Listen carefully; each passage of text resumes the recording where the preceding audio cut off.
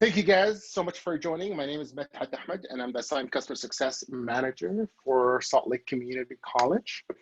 Our agenda today will be covering logging in, your Zoom web portal, as well as scheduling meetings, your Zoom desktop application, your in-meeting controls. We'll also briefly talk about our mobile application, as well as providing you with support and resources. Additionally, if you have any questions, please feel free to use the chat. More than happy to try to answer some of these at the end. Please do not send me private messages, or I can just certainly go ahead and disable that now. So if you go ahead, actually, let's see here. I'm gonna just do everyone publicly. So if you have any questions, please go ahead and post them publicly so everyone's able to see it. I will do my best to go ahead and leave about 10 minutes for Q&A at the end of this, but I will start with questions that are coming from the chat function. Additionally, more than happy to have you ask live questions, so bear with me. We have a lot of content to cover. I'll do my best to go as slow as possible. However, I cannot guarantee that I'm not going to be speaking very fast at certain points, just because of the content that we have to go through. So with that, let's jump right in. In order for you to sign in, please go to slcc-edu.zoom.us in order for you to sign in. Once you get to that, your custom landing page, please go ahead and click on sign in. Once you have signed in, you will jump directly into our portal our web portal, where you're able to see your profile. So you're able to see your name, as well as your account number, department. Also, you're able to see your personal meeting ID. Your PMI is a 10-digit number that is automatically assigned to you.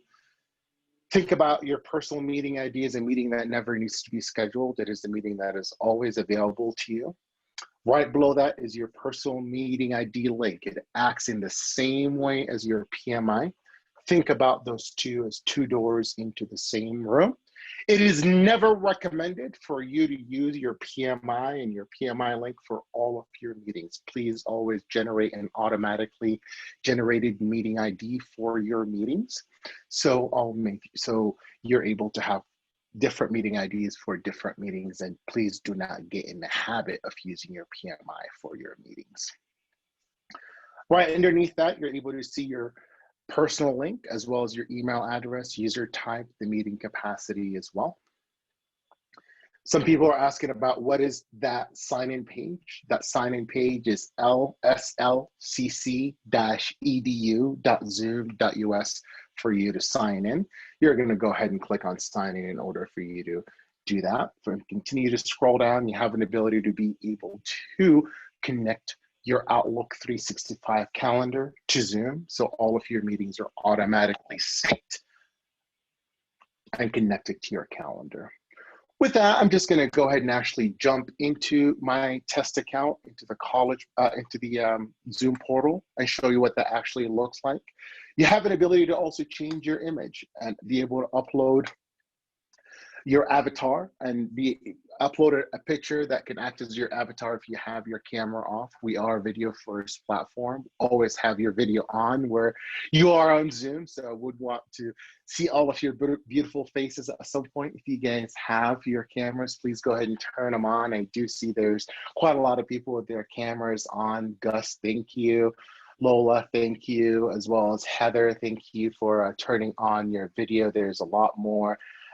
Thank you guys for turning on your video. I would love to just have you guys all on a gallery view later on and just be able to say thank you. But please turn on your camera. It is a great feature to be able to utilize. But if you're camera shy, you have an ability to be able to upload a profile picture. Right underneath your profile, you can have access to your settings. And all of your settings are going to be under the, now it logged me out of one account and logged me into another account. So I do apologize.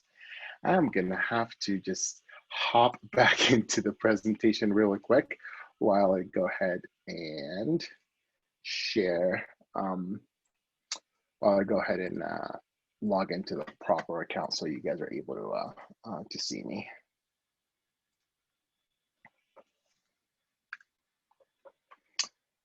With that, let's see. Some people are asking about, am I going to cover breakout rooms? Yes, I will be covering breakout rooms. But very briefly, if you need additional information about breakout rooms, please go to support.zoom.us in order for you to be able to get some additional information about breakout rooms.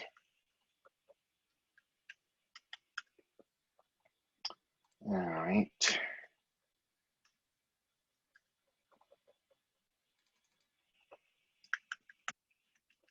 Let's see here. Some people are asking me to slow down. This is as slow as I could go. I apologize. There's a lot of content for me to go through. I will do my best to go as slow as possible so you guys are able to follow me through. All right, that is completely fine. It is not allowing me to log in, so I will use my other test account. Bear with me.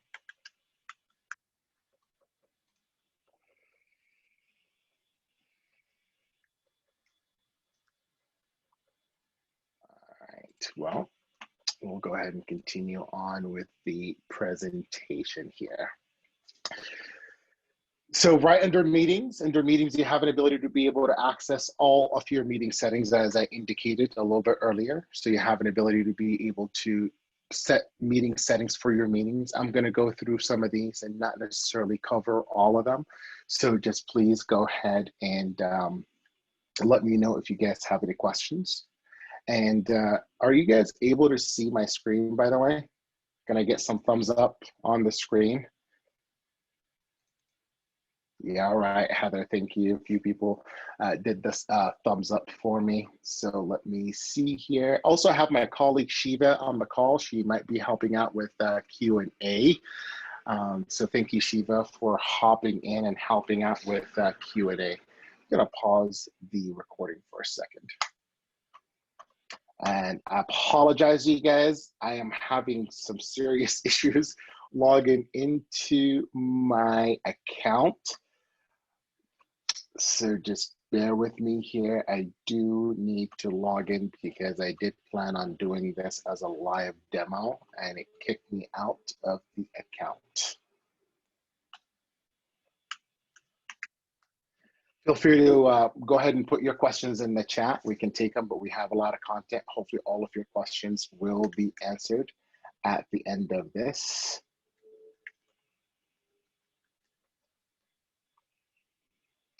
All right.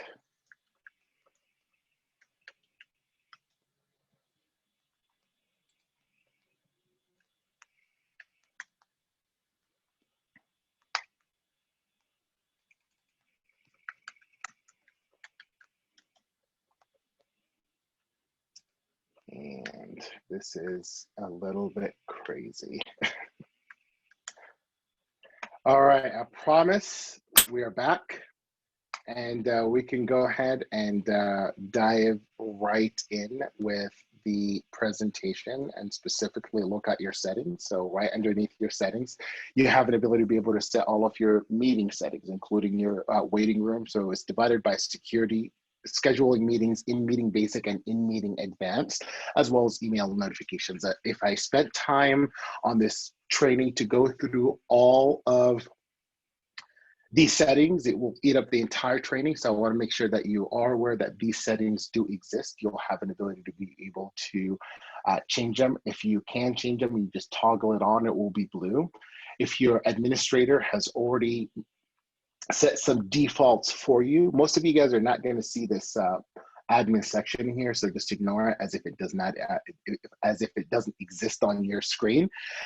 Just keep in mind that you can toggle them on or off if your administrator gives you the ability to do so. Additionally, if you have deviated away from what your admin has set for you, you'll see this, it has been modified. That means you have deviated away from the settings that your admin has set for you.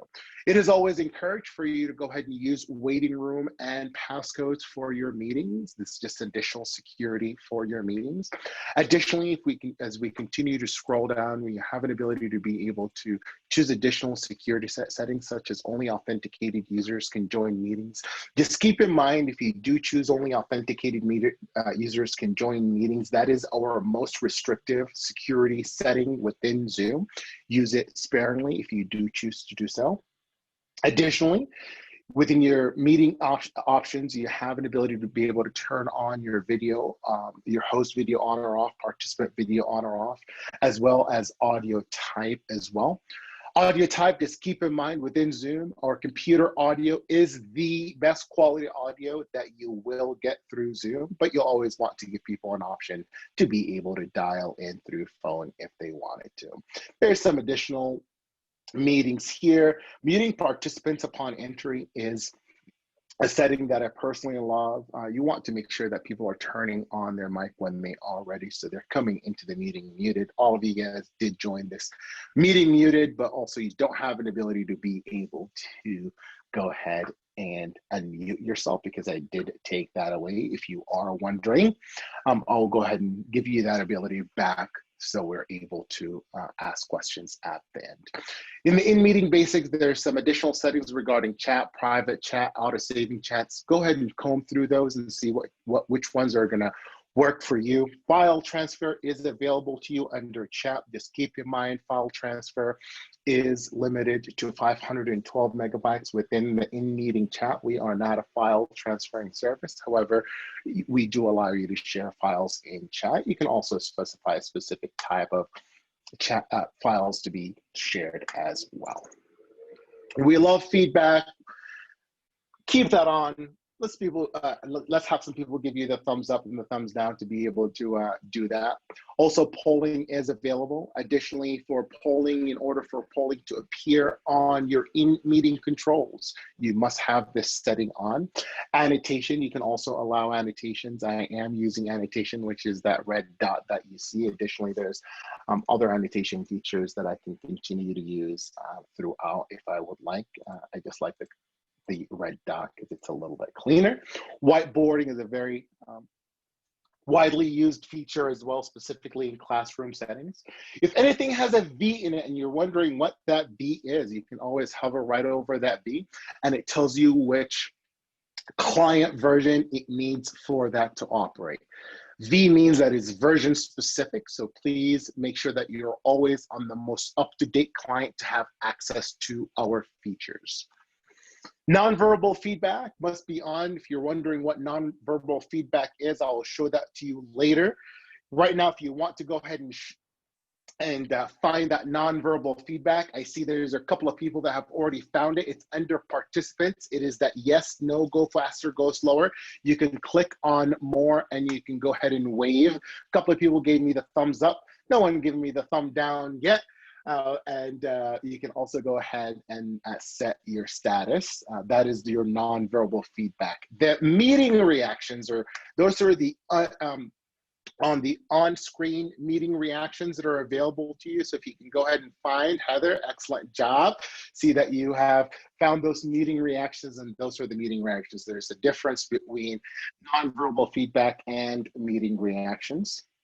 Additionally, in order for breakout rooms, I have a couple of people that have asked about breakout rooms. This is where you're going to be able to find that setting. This must be enabled for you to be able to see breakout rooms in your in-meeting controls, and we will review those later, so don't worry about that. If we continue to go under advanced, there's lots of features here, including virtual backgrounds. If you want people to go ahead and use virtual backgrounds, I happen to be using one right now. So just keep in mind, I love all my virtual backgrounds because some of these are pictures that I've taken myself, including this one.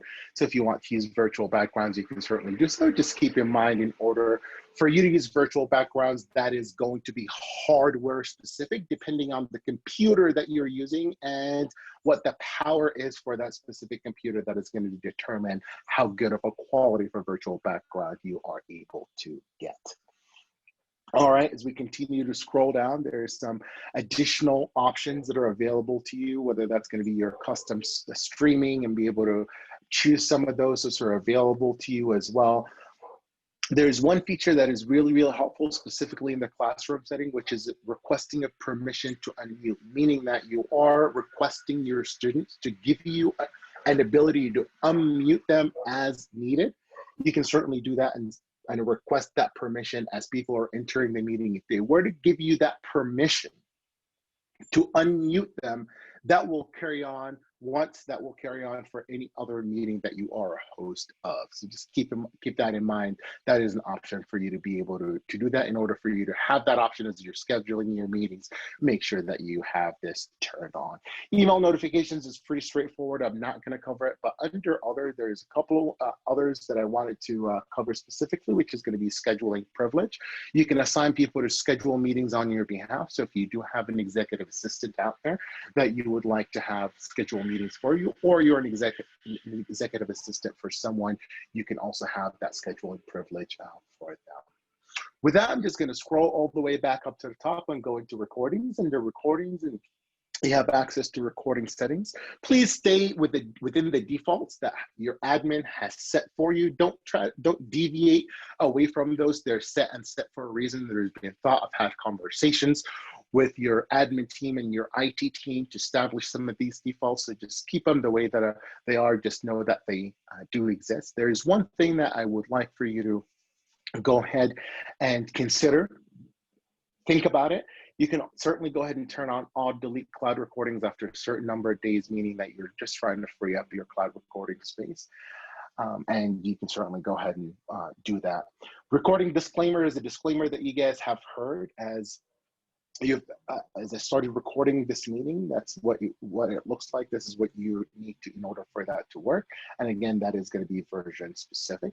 All of you guys should be on version 5.0 if you did join from the desktop client. And if you are up to date, you should be on version 5.3.0 that was just released yesterday.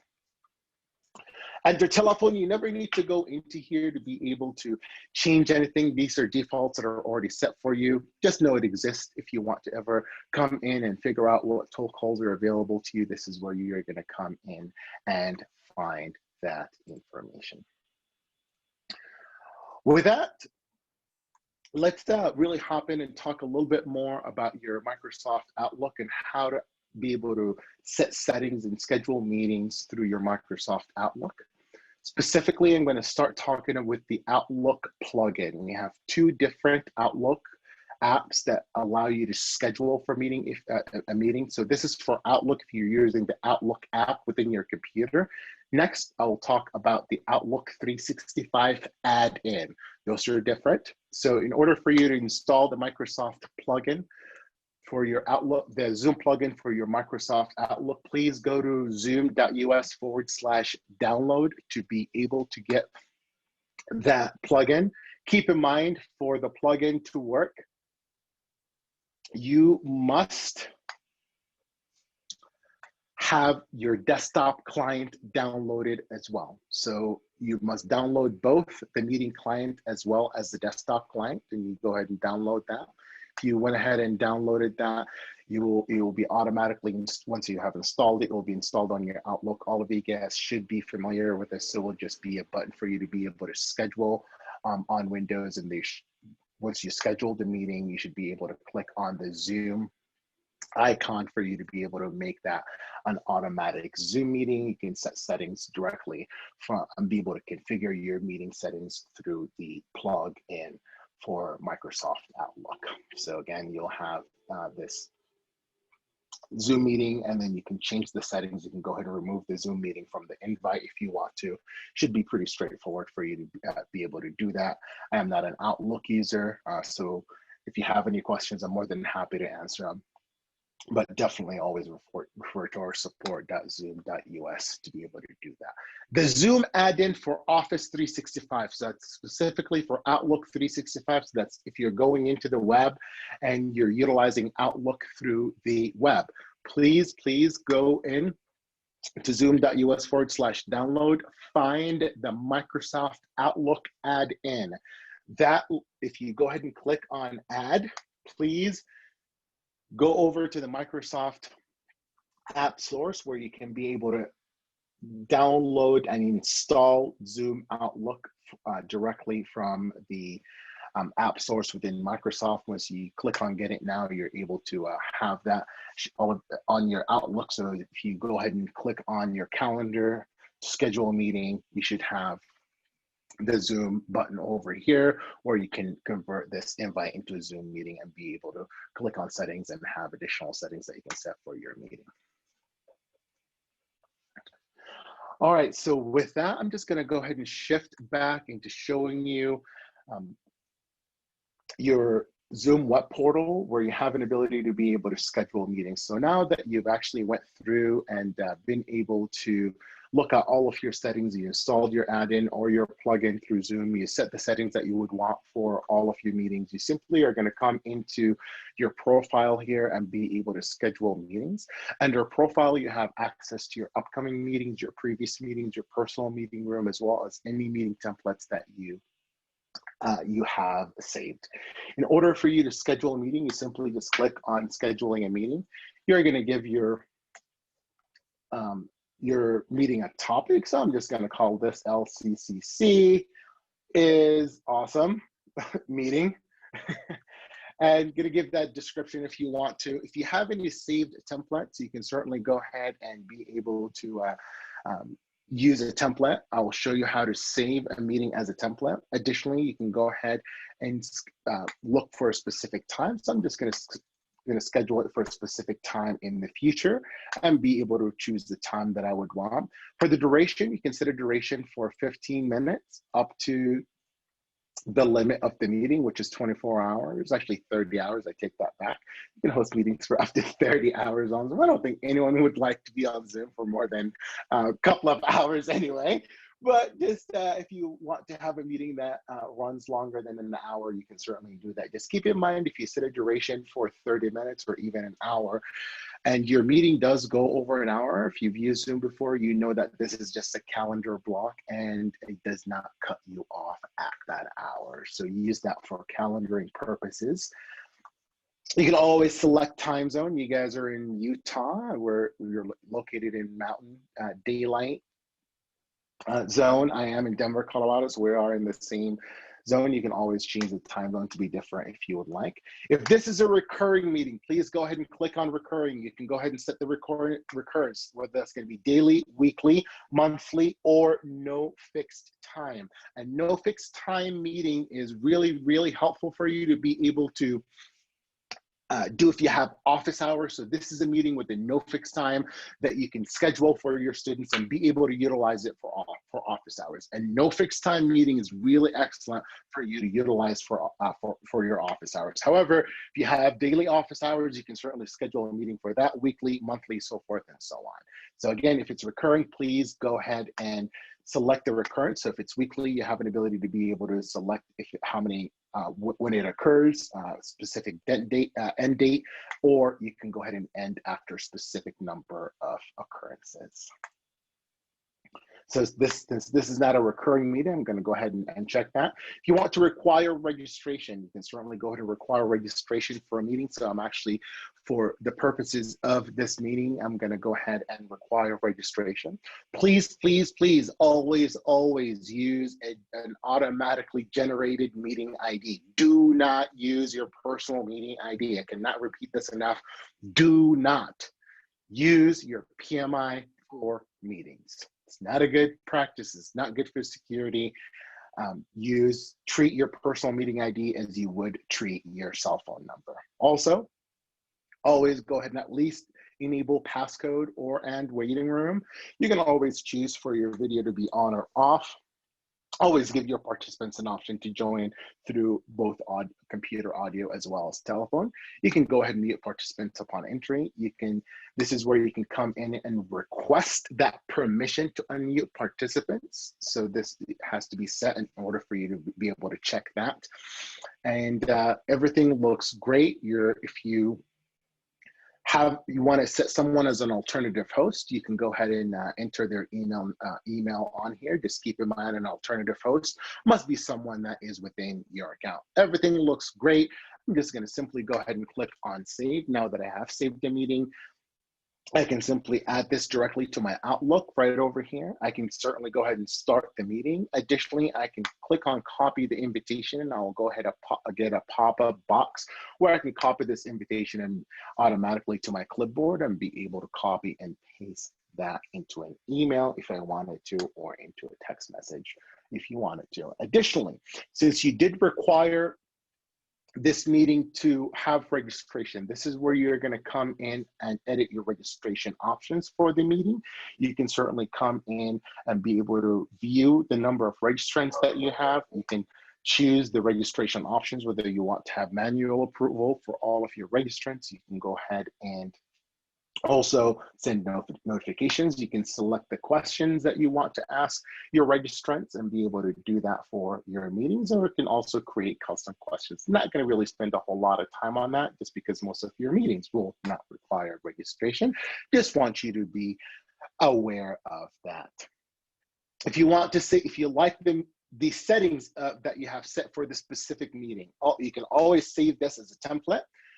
You can give it a template name and save as a template. Now that will be appearing and would actually appear on your templates. So if we go back to all the upcoming meetings, these are all the upcoming meetings that I have. I can look into previous meetings and be able to see the previous meetings that I have held.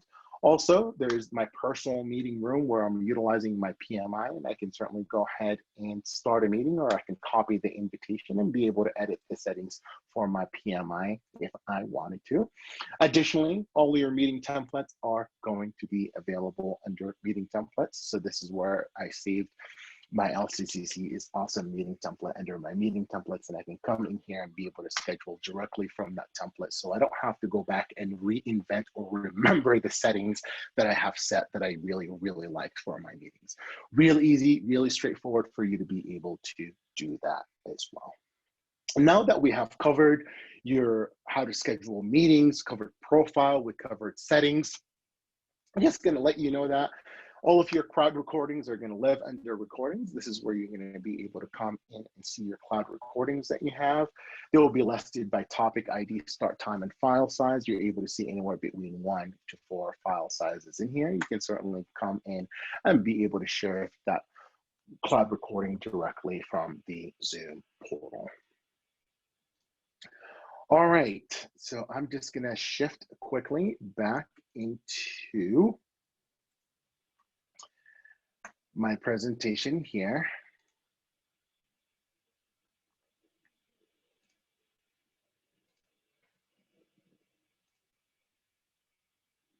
All right, next let's talk a little bit more about the Zoom desktop application. In order for you to download the Zoom desktop application, this is the best experience that you are going to get with Zoom is through the Zoom desktop application. The Zoom desktop application is available through zoom.us/download. So please go on there and get the most up-to-date client within for Zoom. Right now we're on client 5.3, actually, not 5.2. I did not update this.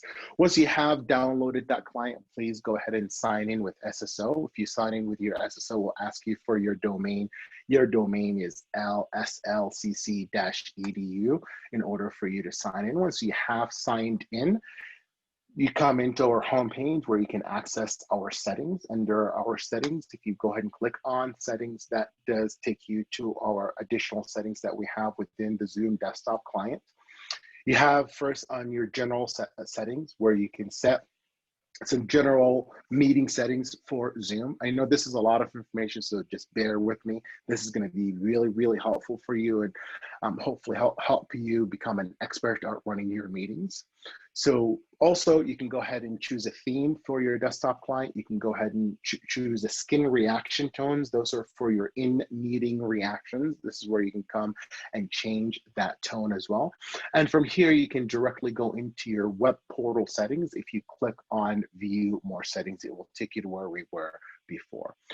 As we continue to dive in, let's go ahead and talk a little bit about video. Under video, you're able to choose your camera. Also, you can go ahead and check touch my appearance. It is an awesome feature. We're going to try to make you look your best on Zoom. It's not going to make you look like a model, but it's going to take care of those blemishes, those bags underneath your eyes. If you're up through the night studying or writing that term paper or grading, preparing for that next class, it's just going to make you look your best on Zoom. Adjust for lighting is really awesome. It's meant for those low light situations, really, really helpful. To demonstrate what that looks like, if you now go ahead and find my picture on the share, the screen share, and just look where I actually go in and change my lighting from auto to manual and be able to drag it back and forth. So for those low light situations, you're going to have an ability to be able to light up your appearance so you're always looking your best on Zoom. You can always go ahead and set it for auto, which works really, really well. For touch my appearance, also there is that slider where you have an ability to choose how much touching Zoom does for you, which is really, really great for you to be able to do so. So if you were to click on adjust for lighting, you'll have an auto or a manual option. So we continue to scroll down. You can always choose to display participants' names on their videos. Additionally, by default, Zoom gives you an ability to display up to 25 participants in gallery view. However, you can come into your settings and be able to display up to 49 participants in gallery view. So just keep that in mind. You can have up to 49 participants in gallery view. That tends to be a little bit hardware specific, but you can come in here and choose to have up to 49 participants in gallery view. And if that 50th participant appears in the meeting from gallery view, you'll start creating pages for your gallery view. Pretty straightforward. Next, let's talk about audio. This is where you can come in and be able to test your speaker.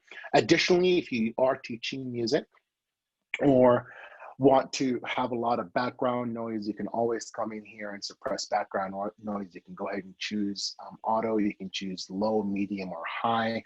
Low is that going to be for that music, for music optimization for the professional musicians. You're not necessarily going to be able to tell a difference if you are using the computer speaker, but if you have high-end audio equipment that is available to musicians, that is going to be really helpful. Additionally, you can always mute your mic when joining a meeting, and I personally love that setting. Sharing your screen.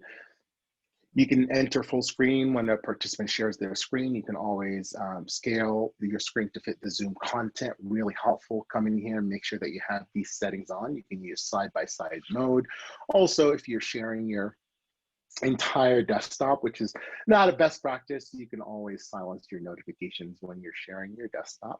Next, let's go into backgrounds and filters. Under backgrounds and filters, you're able to choose and add virtual backgrounds, whether they're going to be an image, static image, or they can also be a video, and be able to choose virtual background videos. I'm just going to go ahead and throw one on there so you can go ahead and do that. Again, just keep in mind that virtual backgrounds specifically are hardware specific. Also under video filters, we like to add a little bit more lightness into Zoom, so you can certainly go ahead and choose some of those video filters. We are in COVID, so a mask is very appropriate for your Zoom meetings. You can certainly go ahead and do that. If it's the winter, I love Park City and the Salt Lake area, so typically I try to go skiing there once in a while, but these are just some fun things that we like to throw into Zoom to really lighten the mood for you as you are in your Zoom meetings. So you can certainly go ahead and use some of these filters. You can go ahead and turn them off for your meetings as well. Keep in mind, in order for you to have access to these, that's version specific, so you must be on a most up-to-date version of Zoom. So that's video filters. Next is going to be recording. This is where you're going to come in and be able to set settings for your local recordings, and also specify a file directory where you're actually going to come in and be able to see all of your local recordings that have been saved on your computer. Under profile, you're able to see your profile and also all the devices that you have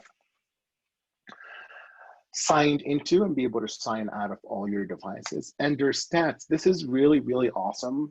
If you're ever experiencing audio issues, or audio issues during the meeting or video issues during the meeting or while you're sharing your screen, always come in here to be able to check your bandwidth, your proxy, your connection type.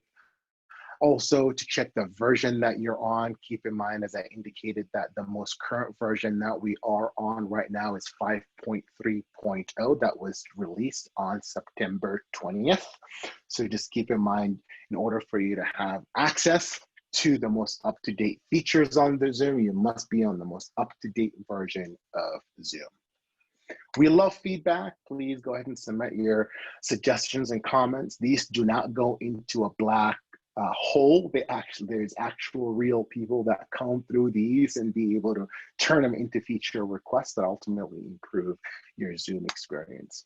Accessibility shortcuts. Accessibility is huge here at Zoom. We want to make sure everyone, not just the able, everyone has an ability to be able to utilize our product. So whether that you're hearing impaired, you're blind, or you have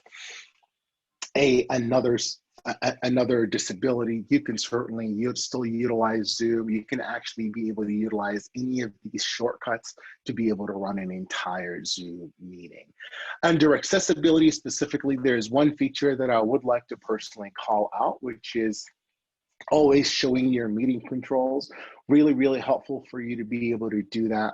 And also for the a little bit visually challenged, they can certainly go ahead and choose the font size within the chat as well to increase that, and also have an ability to be able to choose other accessibility features that are available within Zoom as well. All right, so with that, hop back into the home screen of the Zoom app where you have an ability to be able to join a meeting, schedule a meeting. Also, if you have connected your calendar, you are also able to see all of your upcoming meetings directly from the Zoom desktop client.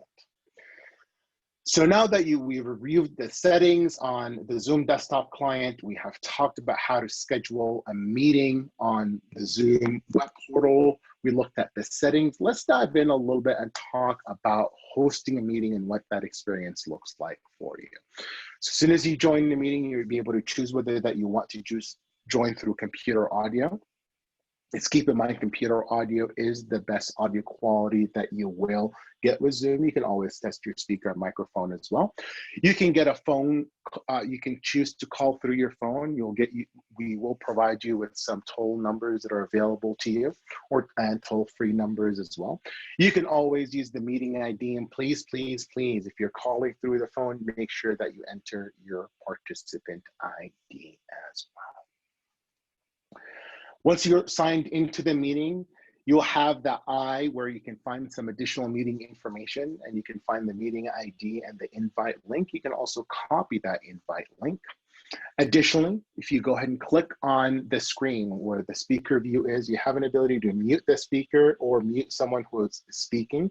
Additionally, you can chat with that individual. You can pin that video specifically, and someone has pinned my video already. So my video is pinned to the screen. So I'm just gonna go ahead and remove that pin, but I'm just gonna repin myself by just simply clicking on that video. Additionally, you can spotlight a video, you can make a host, you can rename, you could request camera control, and you can also assign that individual to closed caption. Also, you can go ahead and switch between gallery view and active speaker view. And additionally, if you are on 5.2 or higher, you have an ability to drag and drop videos, rearrange that gallery view, and be able to push it out to everyone. So right now, I'm just going to try to actually do that as within Zoom and show you what that looks like. So I can go ahead and drag and drop. So I'm going to actually go ahead and spotlight. Let me see here. Judy, I'm going to choose to go ahead and spotlight Judy on the, I'm going to add her to the pin. So both of us are pinned on there. And you have an ability to be able to pin multiple people on there. So I'm just going to go ahead and remove the pin so you're not put on the spot, Judy. So you can pin multiple people, really, really helpful for ASL interpreters, and be able to push that to additional individuals and be able to switch back and forth between active speaker view and video view as well. You can simply end the meeting by clicking on the end meeting button, and that will end the meeting for everyone. You can also leave the meeting as well. Now I'm going to go through and go ahead and go through all of these settings from left to right. So the mute and unmute button should be pretty straightforward, pretty self-explanatory. If you hit it, you're going to mute yourself. If you unmute yourself, you just click on it. It's going to unmute you. Same thing is going to be with video. However, under the up caret, you have an ability to be able to select the microphone, but also test your audio and your microphone as well as your speaker. And you can always switch over to phone audio if you want to. For additional video options, this is where you're on the fly can go ahead and choose a different camera if you want to. So I can switch back and forth between the two cameras that I currently have. If now I want to change that to a different camera, I can simply go in and switch that different camera within my computer. And now you can see my view is a little bit different than I've had in the past. With that, you can also go ahead and choose virtual backgrounds and video filters as well on the fly, right directly from the up caret right next to the camera icon. Under security, you have access to an ability to lock all of your meetings, enable your meetings, but also allow participants to share screen, chat, rename themselves, and mute themselves. You can also remove a participant from the meeting. Keep in mind, if you've removed a participant from the meeting, they will not be able to join that meeting. You can also report someone directly into our trust and safety team. If you have waiting room enabled, you will be able to get a notification on there. You can click on that notification to go into the participant list, or you can click on participant list to get to that everyone that is in the waiting room. You'll be able to see all the guests that are on that waiting room. You can go ahead and message them, you can remove, you can admit, and you can admit all of them as well. If you go ahead and hover over a specific participant, you have an ability to be able to ask that individual to unmute. If you have requested that ability to unmute an individual, you have an option right here to be able to directly unmute that individual. You can go ahead and click on more and be able to stop their video or spotlight them as well. And you can also make them co-host. As you can see that I have assigned Shiva as my co-host for this meeting. Also, right under more, you have an ability to be able to ask Alt and mute. Also, you can mute participants upon entering, and you could allow participants to unmute themselves if you uncheck this. So this is currently, I have this unchecked. So none of you have an ability to unmute themselves till I re-enable that. You can also lock your meeting where no one else is able to get into your meeting. You can also invite individuals directly into the meeting, be able to copy that invite. You can go ahead and chat individuals. A lot of you guys have been using this chat under the controls. You can enable people to chat with no one, only the host, everyone publicly, or everyone publicly and privately. You can always merge that chat window. I told you that we could go ahead and share files up to 512 megabytes within the in-meeting chat. You can share files directly from Microsoft OneDrive, Google Dropbox, and your computer, and you can go ahead and chat with everyone publicly or choose a specific individual to be able to go ahead and privately chat with them. Under screen share, the rule of thumb within Zoom is if you can see it, you can share it. So with that said, if you have a video or you want to play music, like I did, as all of you guys came into this meeting with me playing music, I was just sharing my computer sound. So, if you're playing a YouTube video or have a presentation with a video on it, please go ahead and share your computer sound. So and make sure that you optimize your screen share for a video clip. If you are sharing it, you can go ahead and share your desktop or share an iPhone or an iPad via AirPlay or cable. You can also share a whiteboard, and you can share a specific window. Additionally, under advanced, you can go ahead and share slides as a virtual background. You can go ahead and share a portion of your screen. You can choose to only share your computer sound or play content from a second camera. And also you can share files directly from Dropbox, Microsoft OneDrive, Google Drive, as well as Box. Now that you have shared your screen, you will get a floating control bar where you have additional controls. So you have an ability to pause and annotate and remote control if you want to. If you also would like, this is a time for you to be able to utilize some of the annotation that are available to you. So I'm going to ask you to go ahead and find annotation and be able to annotate on the screen. So with that, you have an ability to be able to draw if you want to. So I can go ahead and draw, and I'm going to actually help you, not help you, I'm going to rely on you for engaging in this. Go ahead and finding that annotation tool and be able to annotate with me as I'm going through here. You can also use stamps as well, where you can do arrows if you want to. You can certainly do the checks, so forth and so on. I'm not very artistic. There is some people, oh, nice beard. I've actually never noticed that. So you can certainly go ahead and annotate and get practicing with your annotation. I can also go ahead and clear all drawings to allow people to continue to annotate. Additionally, right on the fly, I can go ahead and disable annotation for others. I'm just going to go ahead and re-enable annotation for you if you go ahead and find that. The next thing is I'm going to go ahead and show the name of the annotators. So now everyone who's annotating, I know who's annotating on the screen. So these are under additional controls. So you have all of these options. You can go ahead and choose the width. Additionally, you can go ahead and clear and save annotations. And additionally, you can go ahead and click on more to have an ability to be able to chat. And by recording, you can always come in and be able to hide the floating meeting bar that does appear on there. I see some people that are using the arrow. Only one person can use that red arrow at a time, just as an FYI, if you're ever wondering why. It's always kind of reserved for the host. All right. Thank you guys so much for engaging. It is much appreciated. All right. Record is pretty straightforward. If you click on record, you can record to your cloud. You can record to the computer. If you're recording to the cloud, you will get a cloud with a red dot on it. If you're recording to the computer, you'll get a circle with a red dot on it. It is always a best practice for you to go ahead and pause the recording. If you want to have one continuous file, if you go ahead and stop the recording, it will start rendering, and therefore you will have multiple files for your recording.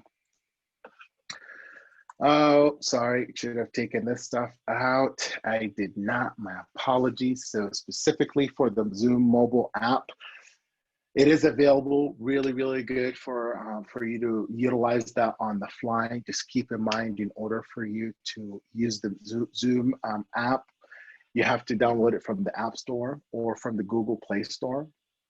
Additionally, you can go ahead and join meetings just as you do from your desktop client. Additionally, you can go ahead and share your screen. You can annotate within the Zoom app as well. Before I send you your way and open it up for Q&A in the last 8 minutes that we have, go to support.zoom.us for any additional information. If you want to learn more about breakout rooms, more about polling, that's more of an advanced training, more than happy to hold an office hour section for you guys to come ask about breakout rooms.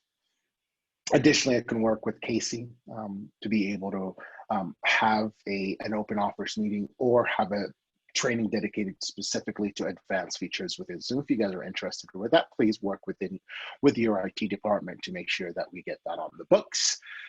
Support is available to you 24/7. You can always chat and be able to directly get support from through chat. Additionally, you can submit tickets. Just make sure to include the meeting ID, the date, and the time. Always, before your meeting, test your audio and your video, have your content ready. I fell into that pitfall. I did not utilize that best practice today. I did not double check that I was signed into the proper Zoom account for me to be able to do this. So always just prepare. Make sure that you are prepared. Close applications with pop-up. Always mute your microphone if others are presenting or speaking. Use Gallery View for collaborative meetings. Share your screen. You can always use new share in order for you to seamlessly transition between one share to another. Really helpful. You've seen me be able to do that to navigate from one screen to another. Also use annotation to grab viewers' attention. I've been using that throughout. Also, for the camera position, always position your camera at eye level or slightly above eye level, and always make contact. This is the time that I'm going to go ahead and stop my screen share, go ahead and get back into the Q&A and ask you all to turn on your cameras. Thank you all for the people that kept your camera on throughout. I would love to now get to see you all and get to answer any questions that you have. So Shiva, thank you so much for working very hard on answering some of these questions. I'm gonna give you the ability to unmute them yourself, but Shiva, is there any questions that you have seen that I do need to address beside breakout rooms and or polling? I think breakout rooms, polling, attendance is also, I think, just generally very important for probably everybody to hear here. I think it's one of the most important things for instructors. And just a general, I was following all your questions, and I know we might have gone a little fast, but there are links. We will not go anywhere. We're definitely here if you guys have questions. We're not like, do this and disappear. So please just let us know what you guys need. But yeah, I would add attendance to that list as well. All right, thank you, Shiva. So breakout rooms, Shiva did post some additional links on breakout rooms. It's just not enough time. It's so much content, and I'm pretty sure that you're already feeling overwhelmed given the amount of information that I just presented to you. However, as I indicated, you can work with Casey, and if anyone here from the IT department, I am more than happy to actually hold another training, have an open Q&A for you guys to come and be able to ask questions specifically about breakout rooms. So again, more than happy to make sure that you guys get your questions answered as well. So breakout rooms, go into our support site, get some information about breakout rooms. Shiva did post that. Attendance. There's a couple of different ways that you can do that with attendance. You can go ahead and pull your reports under usage activities. Didn't have time to actually go ahead and go through that today just because it's an advanced feature. It's just not enough time to be able to go over all the basic and the advanced. So if you're interested, please go into support.zoom.us to be able to get information about the usage reports, and I can go ahead and post a link on here as well. All of you guys should have an ability to go ahead and unmute yourself. If you have questions, please go ahead and unmute yourself to be able to ask your question.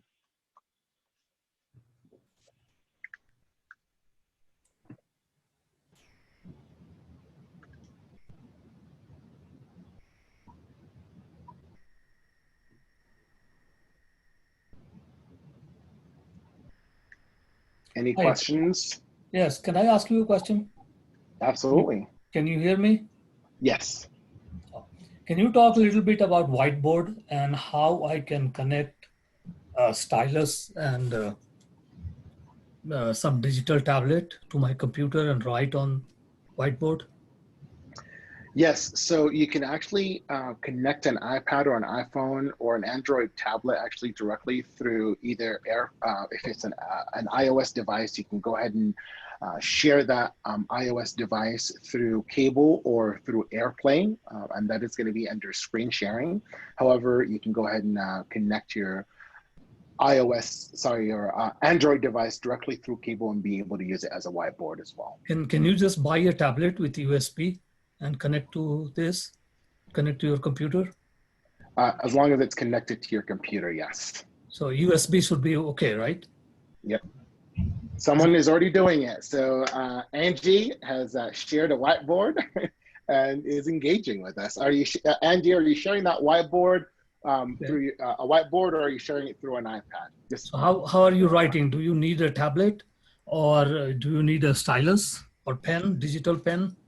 No, you can use the annotation features to be able to just write. So right now I am using the draw feature, and I'm saying hi to everyone. I'm not very artistic on doing this, but no, I teach math classes. So if I want to write math symbols, what do you suggest?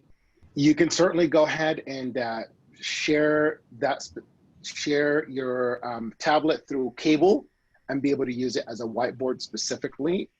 You can use your finger on there to be able to draw if it's a touch one, or you can go ahead and use a stylus. I'm not really sure what kind of tablet you have, so I won't be able to provide you specific information regarding that, but definitely you can go into our support site to look for additional information when it comes to that, and that's going to be specific to your tablet.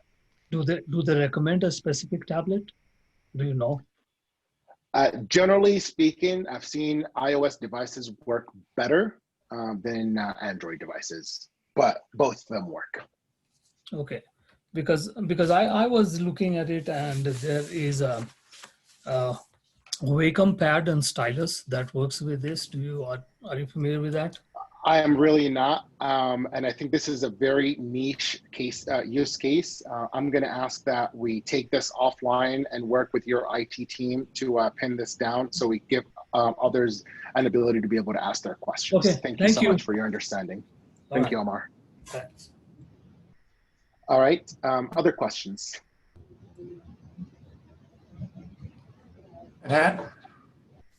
Raymond, go ahead. I have a question that occurred a bit ago, and so someone else had a similar question.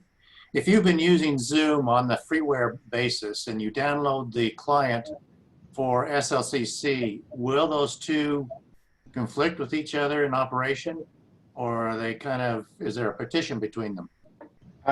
No, there's not. So probably only depending on what you're signing in with. So if you're creating your SLCC account, or you've used your LCCC email to create your free account, just go to lcc-edu.zoom.us and sign in with your credentials. If your account already exists within Zoom, it will prompt you to go ahead and consolidate your account, and does that automatically for you. And then depending on what you sign in with on the desktop client, that is what it will use. So whether that's you're signing it through a personal email or through your LCC using single sign-on and your Microsoft credentials. Does that answer your question? Operationally, the two different clients resting on your desktop should not conflict, is what you're saying. What do you mean? You can only have one client on your computer. Okay. And I if you think they're sign both in, the same, Raymond. I think both of those are the same client. I don't think there's a difference between what you're logging in with the college and what you would have done with the personal thing. The only difference is the account that you were logging in with. Okay, so then what you're really saying is that by logging in with a different client or different account name, you'll be you can switch between accounts. I'm not going to be using SLC resources for personal activities. They won't be logged that way. That is correct. If you log in with a different account, they're not the two clients. It won't know the difference. Okay. All right. Other questions? I know that we are over, but you guys have me for another probably 10 minutes before I have to hop into another meeting. So I just wanted to make sure that I get to answer as many questions as possible. Hey, I'm Tiffany. I have a question. I'm not sure that it's for you or if it's for one of the community college employees. So on my Canvas, I know that I can pull up WebEx pretty easily, but it looks like I needed to do maybe the Microsoft application to be able to put it on Canvas. Is that correct? Zoom does integrate with Canvas. The integration does have to be set up with your IT team, and you should have an ability to be able to go ahead and directly schedule meetings through Canvas. We can through help your Canvas instance. We can help you configure that though, Tiffany. Yeah. Say that again? We can help you configure that. Okay. The help desk. There is just a little bit, to make sure that the accounts will bridge well. So you might just need to step through a few steps. You might need the help desk for that. And if you looked at our knowledge article that we sent out there, Tiffany, it's got the instructions. It's pretty much, you just need to set your preferred email on the Canvas side for it to match up to your SLCC EDU.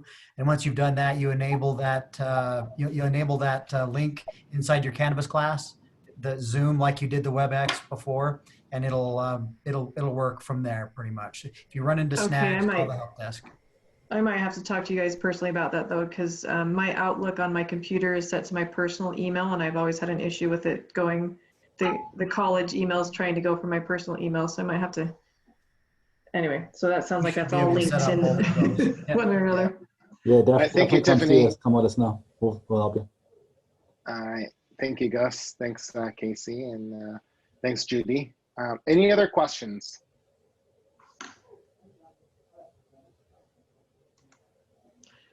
Hey, I have one more while I got you. Sure. So I didn't know if you meant that I could ask questions about breakout rooms now, if I need to do it later, but since nobody's got another question, I'm going to ask one. So interrupt me if you guys need to. Hey, so when I'm doing a breakout room with a group of students and I want them to share an essay that they're writing, can they allow other students to write on their essay and annotate on it and then share and then save that for their future use? They could share like a Google Doc, but are you talking about sharing an essay and then someone annotating over the essay? I think those are two different things. If someone is annotating over an essay in a breakout room, they can go ahead and save that annotation and be able to save it as a JPEG or a PNG and be able to have that for their resources later. That's something that is available. So depending on what they're utilizing.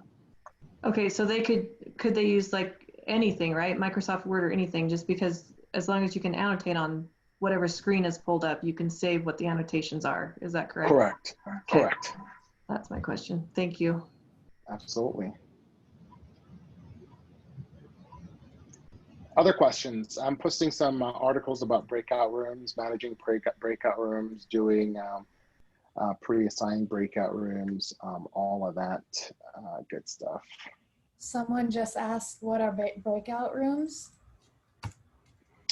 Breakout rooms just are like breakout groups where it's a functionality within Zoom that you can be able to send people into their individual meetings and have them be in small group sessions. They escaped out of the backyard.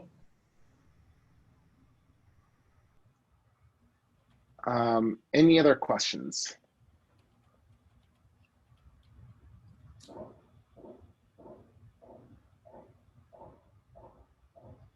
All right. Thank you guys so much for your time. Thank you very much.